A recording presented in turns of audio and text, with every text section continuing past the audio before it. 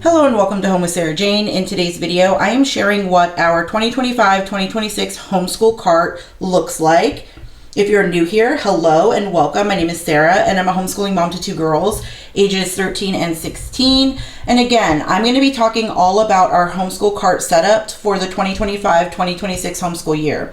Now, it is very different than last year. It's completely organized in a different way. And in fact, even the size of the cart has changed this year. I used to have a very large utility cart that I would use, but I found that I actually didn't need that much space this year. So I pulled out our old cart, which is smaller. And again, I like to use these ones that kind of roll around because we roll this cart around the entire house.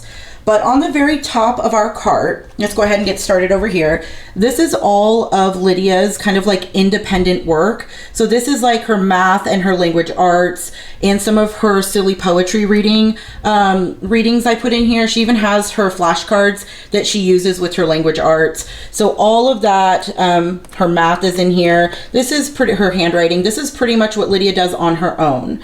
Now over here we have history. This is something that I do with Lydia. I read her history and then she does her map and her timeline. And then this is our read aloud that we've been using. I'm really enjoying the way that I separated this cart out on top. I've just been using these like book bins or magazine bins from the Dollar Tree, and these have been working out really, really well. This next bin is kind of like a little bit of the extras. I think I'm missing a book, actually. Is there another book that's supposed to be in here right now? Yes, there is. I have to go grab it, but I'll just tell you what it is to save time.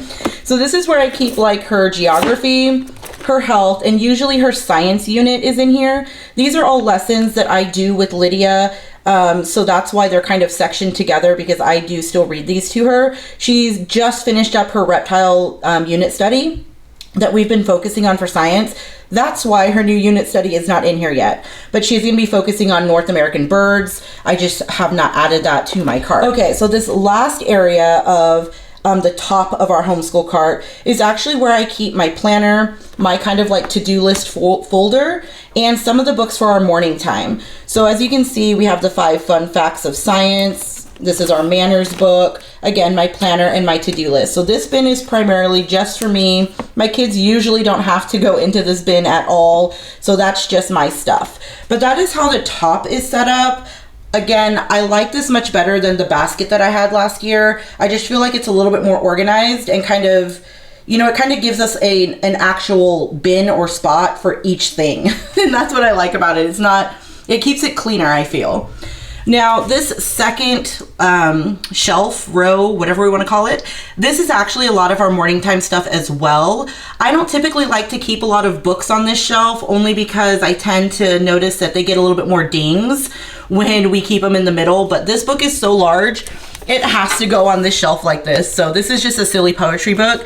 But a lot of this is, again, morning time games, puzzles, trivia, all of that. So that's what the second shelf is for.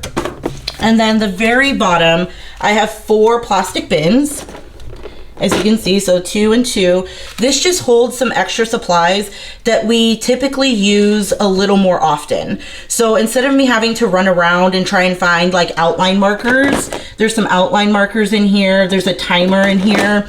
I have some like tape and scissors, highlighters, protractors, things like that. The bottom, I think I have some glass sand timers of all different times, and you know, just stuff like that. But that is primarily what our cart is going to be looking like for the 2025-2026 homeschool year.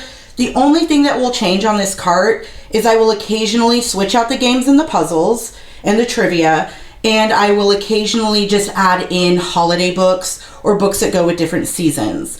But that is it for today. That is what our homeschool cart looks like. If you have any questions, please leave them down below. And as always, thank you so much for stopping by. You have a great day. Bye.